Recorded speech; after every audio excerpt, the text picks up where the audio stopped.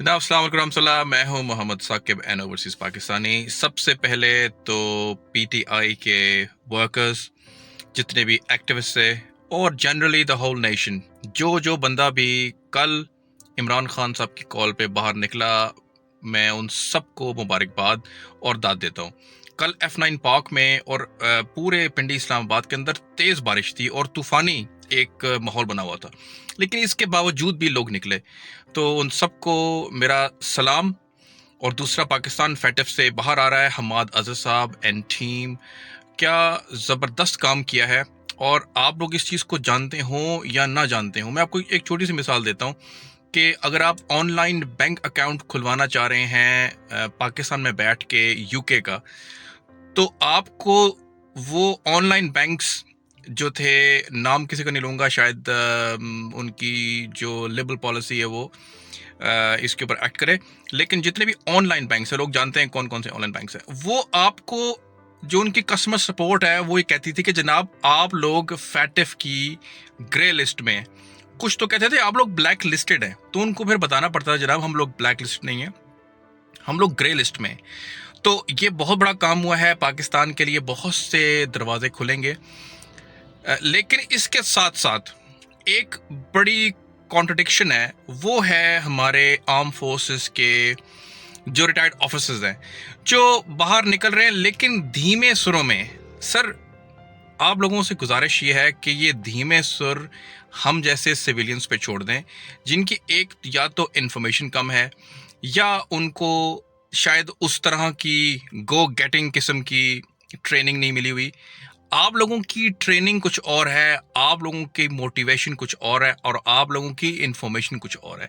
तो ये जो धीमे सुरों में एहतजाज है ना, बराए मेहरबानी इसको थोड़ा सा इंटेंसीफाई करें। मेरे लिए, पीटीआई के लिए, किसी और के लिए नहीं, अपनी औलादों के फ्यूचर के लिए। तो जितने भी आर्म फोर्सेस के रिटायर्ड ऑफिसर्स बाहर निकल रहे हैं बहुत अच्छे जज्बे के साथ, जिस तरह कल एक अंकल वहाँ पर मौजूद थे जिनका शायद आपने देखा भी होगा मीडिया के ऊपर, उन्होंने कहा कि मुझे मेरी पेंशन चली जाती है, मुझे इसकी कोई परवाह नहीं। और उन्होंने नाम लेके न्यूट्रल्स के हेड का और साथ उसके हवारियों का और जुडिशरी के जो जो एलिमेंट्स जिन्होंने ये सारा ऑपरेशन रिजीम चेंज का नंगा खेल खेला, सबको एक्सपोज किया। तो बराए मेहरबानी आप लोगों के जो सुर हैं, काइंडली उनको थोड़ा सा इंटेंसीफाई करें, ताकि ये मूवमेंट जो एक हमारे पाकिस्तानियों के अंदर 1947 के बाद जागी है, कहीं ये मांद ना पड़ जाए। तो जब तक कि हम हकीकी आज़ादी हासिल न करें। और नंबर 2, हमें इमरान खान साहब एंड टीम को ये पैगाम भेजना है कि सर, जिस तरह हम लोग अमेरिकन्स के गुलाम नहीं हैं सर, इसी तरह हम आपके हीरोइज्म के और आपकी पर्सनालिटी के गुलाम नहीं हैं। हमारा मुतालबा ये होगा कि सर, जितने भी क्रुक्स, जितने भी एबेटर्स और जितने भी aid to the corrupt elements हैं सर, उनको ट्रायल किया जाएगा, ओपन ट्रायल किया जाएगा। एक चैनल तख्लीक दें जिसके ऊपर आप जितने ये प्रोसीडिंग्स हैं उनको लाइव दिखाएं। जिस तरह आपको याद होगा कि सद्दाम हुसैन की जो प्रोसीडिंग्स थी कोर्ट के अंदर, वो लाइव दिखाते थे इराक की टेलीविजन पे, CNN पे दाएं। सर, जब तक करप्ट एलिमेंट्स को ट्रायल नहीं किया जाएगा, ये प्रोसेस रिपीट होता जाएगा, ये प्रोसेस रुकने वाला नहीं है। तो जनाबे वाला, हमारा ओवरसीज पाकिस्तानीज का एक बड़ा मुतालबा है कि सर, हम इमरान खान साहब आपके साथ खड़े हैं, लेकिन ये अनकंडीशनल प्यार नहीं है हमारा आपके साथ। इस बार जितने एलिमेंट्स इसके रिस्पॉन्सिबल थे, इस सारे नंगे खेल के, और ये जो इंपोर्टेड जमहूरियत का मॉडल हमने अपना रखा है सर, 60 to 70% आपकी लिटरेसी रेट ना हो, ये मॉडल फेल हो जाता है। ये मॉडल वेस्ट में इसलिए कामयाब है कि उनकी लिटरेसी रेट ऊपर है और उनकी जुडिशरी वाकई आज़ाद है। वो 24/7 24 घंटे काम नहीं करती, हफ्ते के 7 दिन काम नहीं करती है, वो हफ्ते के 5 दिन काम करती है और 9 to 5 काम करती है। लेकिन जो काम करती है वो क्वालिटेटिव एस्पेक्ट से it is of the highest pinnacle of judiciary and judicial activism.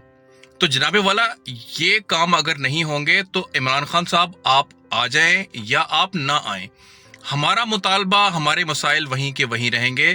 اور یہ جو اوورسیز اسپیشلی پاکستان کے اور اسپیشلی اوورسیز پاکستانیز کے جو آپ کے ساتھ ایک رشتہ ناتا ہے، اس کی کنڈیشن یہ ہے کہ سر آپ نے جلد سے جلد ملک میں ایمرجنسی نافذ کرنے کے بعد جیسے ہی آپ سیٹ آکیپائی کرتے ہیں ان دا کمنگ الیکشنز، اس کے بعد آپ نے یہ جو موٹی موٹی چینجز ہیں، چاہے ہمیں امینڈ کرنا پڑ جائے اس آئین کو، یہ آئین کوئی معنی نہیں رکھتا اگر یہ کام نہ کر رہا ہو، اس کے اندر ہمارے سولوشنز نہ ہو، اس کے اندر لکوناز اور لوپ ہولز ہو، اس میں چینجز کی جائیں، بڑے بڑے عہدے کے لوگ بیٹھے ان کو ٹرائل کیا جائے، یہ لا پاس کیا جائے کہ 20th گریڈ سے اوپر سرکاری افسران ملک چھوڑ کر نہیں جا سکتے، امیگریشن نہیں لے سکتے، ریٹائرمنٹ، سسپینشن یا والنٹری ریٹائرمنٹ کے 10 سال تک ایٹ لیسٹ.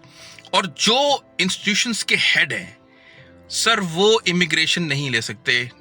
کسی ایک ملک کے آرمی چیف، جنرلز، ہائیسٹ جو اپیکس جوڈیشری ہے اس کے ججز، بیوروکریٹس، آپ کے سائنٹسٹ، ان کا نام بتائیں کہ جو آپ کو لنڈن، امریکہ، رشیا، چائنا میں گھومتے پھرتے نظر آئیں. ان ممالک کے یہ عہدیداران کے چیفز آپ کو اپنی سرزمین چھوڑتے ہوئے نظر نہیں آئیں گے. تو برائے مہربانی پولیٹیشنز، بزنس مین، بیوروکریٹس، ججز، آرم فورسز کے جتنے بھی پرسنلز ہیں، آپ کے حساس اداروں کے لوگ ہیں، جتنے لوگ ہیں، یہ پاکستان چھوڑ کر کسی دوسرے ملک کی امیگریشن نہیں لے سکتے.